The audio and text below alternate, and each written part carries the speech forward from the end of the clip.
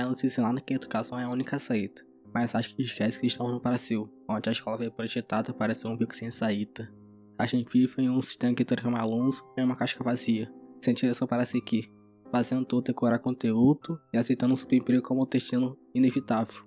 Neste vídeo, eu quero mostrar como o modelo de ensino brasileiro é projetado para moer quem está lá dentro. Quero analisar como descasca com o professor é o que cara que o aluno nunca aprenda a pensar, criando um ciclo onde a desvalorização de quem ensina é sentência de morte para a sociedade. É nesse cenário desesperador que temos o vestibular como único objetivo de vida, enquanto a realidade cruel da escola se revela como uma prisão onde só tem bicho. É a prova da falha da nossa estrutura, a fuga para os concursos como a última esperança de dignidade, enquanto a valorização da ignorância se consolida como o projeto mais bem sucedido do país. Se você já se sentiu um saco vazio, questionando a própria existência, depois de passar 12 horas por dia dentro de uma sala de aula, talvez você finalmente entenda o porquê. Eu cresci ouvindo na fase que eu precisava estudar para ser alguém na fita, e você provavelmente cresceu ouvindo essa frase também. Parece um conto simples. Você entrega 15, 20 anos da sua juventude para as instituições, tirar notas boas, passar nas provas, em troca o mundo te entregaria um emprego, uma estabilidade, uma vida digna de um salário que não te faz escolher entre o pagar o aluguel ou o mercado. A gente acreditou que o diploma era um escudo contra a pobreza. Aí você termina a faculdade, abre o site de emprego e vê vagas que exigem experiência de veterano para pagar salário de estagiário. E você percebe que se seguir o bom caminho e fazer as coisas certas, não garante mais a recompensa prometida. De um lado, você vê o coach vendendo picaretagem em curso falso, ganhando rios de dinheiro em cima de esperança alheia. Do outro, fechando vendendo a própria dignidade. Enquanto isso, você que segue o manual, acaba virando Uber ou em qualquer subemprego para conseguir pagar a conta. E você percebe que o que a faculdade ensinou não tem nada a ver com o que o mercado espera. Terminar o curso como um treinamento para a vida profissional, mas te entregar uma formação puramente acadêmica, teórica e desconectada da prática. A faculdade te prepara para ser um acadêmico, não que você faça de lá para o jogo do mercado.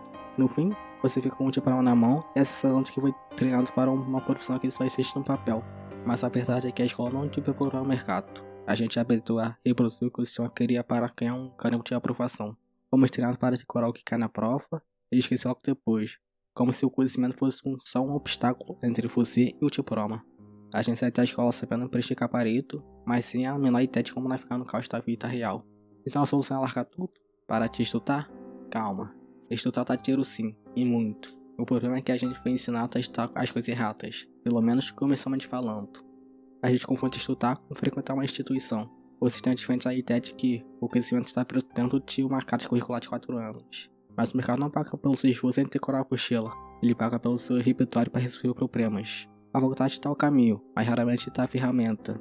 Enquanto a gente estuda para ter um título, o mundo lá fora está premiando quem estuda para ter uma habilidade. A gente gasta anos em teorias que nunca vai aplicar, enquanto negligencia o básico: a aprender a vender, a se comunicar, a gerir o próprio tempo ou a entender realmente onde o dinheiro circula. Muitas das vezes, um curso técnico te prepara muito melhor para a realidade do que 5 anos de faculdade. O foco é o como faz, sem contar que o técnico dura muito menos tempo, praticamente metade do tempo de uma faculdade. Você entra no mercado muito mais rápido, com uma produção real. O estudo aplicado de forma estratégica é o único que realmente vai te dar uma vida técnica. Mas o problema não é só o que nos ensina ou o tanto que a gente perde. A estrutura é feita para nos empurrecer. E para entender como essa engrenagem continua cheirando, a gente precisa olhar para outros casos como um professor. Porque esse abandono é a maior parte que o sistema não quer que nada mude. A gente tem essa maneira de romantizar o professor brasileiro. Chamamos de herói, dizemos que é o por amor, que é uma missão. Mas se você parar para analisar, essa romantização é uma conveniência. Usam a palavra vocação como um anestésico para os descasos. É como se o amor pelo ensino fosse uma justificativa aceitável para ser tratado como um profissional de segunda classe. Outros casos com o professor é estratégico. Manter quem ensina exausto, mal pago e desvalorizado é a garantia de que a educação nunca vai ser libertadora. O sistema joga esse profissional em uma zona de sacrifício. Trata o salário dele como um peso no orçamento e quando o professor chega no limite, é usado o próprio amor dele como arma. É exigir que alguém entregue a saúde mental e a vida em troca de um reconhecimento que não paga o aluguel. A desvalorização do professor é a prova de que o sistema funciona exatamente como foi desenhado. Ele não quer mentes brilhantes provocando os alunos, ele quer manhãs de vento apenas repetindo conteúdo. Um professor que precisa atrapalhar em 3 turnos para sobreviver, ele acaba sendo reduzido a um mero transmissor de apostilas.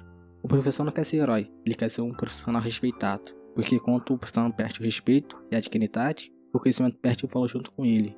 Isso abre espaço para essa cultura que a gente vê hoje, onde qualquer opinião de rede social vale mais do que anos de estudo. Enquanto ele é forçado a ser um espantalho para o sistema continuar como é, a escola vai continuar sendo esse lugar que apaga o brilho de quem ensina e de quem aprende. Eu lembro para esse cenário que a gente consegue entender a consequência disso tudo. O fato é que a escola no Brasil não funciona por um motivo muito simples. Ela não foram feitas para funcionar. O grande erro do Brasil começa na base. A gente forma cidadão para marcar X em prova e passar em concurso, mas não forma ninguém para ser um ser humano funcional. Não se espera que o aluno tenha moral, ética ou caráter, se espera que ele passe no vestibular e tire nota boa, evitando-se o resto, inclusive os próprios pais. Muitas das vezes o interesse não é o filho de caráter, é ter o nome na lista de aprovados. Na escola particular, isso virou um negócio. A escola é um crédito negociador que não quer arrumar problema com quem paga a mensalidade. Ela não está ali para educar ou punir, ela está ali para garantir que o cliente passe no vestibular. Como a gente pode culpar a comunicação e personalidade de quem foi muito com o sistema onde o livre debate não existe? Você passa anos ali dentro e não tem voz, não tem expressão. A gente garante a qualidade dos artistas que temos hoje, de um Uruan ou de uma Luísa Sonza. Mas a escola não incentiva a boa arte. Como podemos comprar uma boa arte se não sabem o que é boa arte? Ela não ensina a reconhecer o que é belo profundo, ela só ensina a passar no vestibular. E podemos falar da escola pública. Ali o aluno muitas vezes vai pela merenda, porque a realidade lá fora é o trabalho precoce e a barriga vazia. Como motivar alguém que não aprende nada prático para a fita? Muitos nem chegam a terminar o estudo. Apontou na escola, porque a urgência de colocar comida na mesa fala mais alto que qualquer promessa de futuro. E o prazer insiste em priorizar o ensino superior e conter o ensino básico na miséria. É uma desigualdade escancarada. Gastamos fortunas com quem já tem acesso, enquanto o pobre fica preso numa estrutura que mais parece uma prisão. Você perdeu do seu te alitrando, a escola toma todo o seu tempo e te priva de experimentar o mundo real. E quando você finalmente sai, depois de anos de isolamento, você é ninguém. É um saco fácil questionando a própria existência, se perguntando o que vai ser agora, já que a escola nem te ajudou a descobrir quem você é. O aluno olha para frente e vê a certeza do subemprego. Qual o incentivo para extrair uma habilidade única se no final o resultado vai ser ruim para todo mundo? E tem um banco que a gente quase não fala, a pobreza cultural dos próprios pais. Se o pai tem hábitos horríveis, o aluno leva isso para dentro da sala. A gente vê aluno praticando pole, falando alto, com caixa de som tocando funk, se comportando como se fosse o dono do morro ou com posse de criminoso. A realidade que ele vê em casa, na rua ou no bairro, ele repete isso no ambiente escolar. Para ele, isso é totalmente normal, mas não deveria ser. A escola deixa de ser um ambiente civilizado e parece um lugar cheio de bicho, um povo doente, parece um ambiente que não educa. Como ter educação de qualidade se o ambiente é selvagem? A verdade é que esse ensino é ruim porque a nossa polícia serve a alguém. É um projeto. Quanto mais invisível for uma população, mais fácil é manipulá-la. É por isso que tem tanta gente seguindo influenciadores vazios, apostando que não tem de crime e sendo massa de manobra de políticos. Quanto menos noção que você tiver de sociologia, história, filosofia, mais fácil você aceita o seu papel de peça descartável. O sistema não quer que você pense, ele quer que você seja ignorante o suficiente para ser controlado. Realmente tudo parece ruim. Tem alguma solução? Alguma esperança para nós brasileiros? Olha, não sei.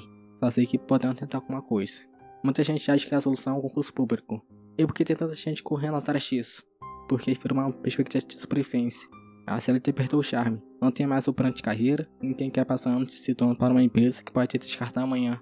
Por outro lado, o empreendedorismo se tornou um privilégio, porque a maioria empreende por necessidade, correndo um risco absurdo sem rede de proteção.